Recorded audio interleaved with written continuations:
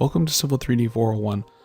This course is for students who have completed the 301, 302, and 303 courses of the Civil 3D curriculum, or for students looking to gain knowledge in order to pass the Civil 3D Certification Examination. So what we're going to be going over in this class is we will be going over the concepts that we covered in our 300 series course.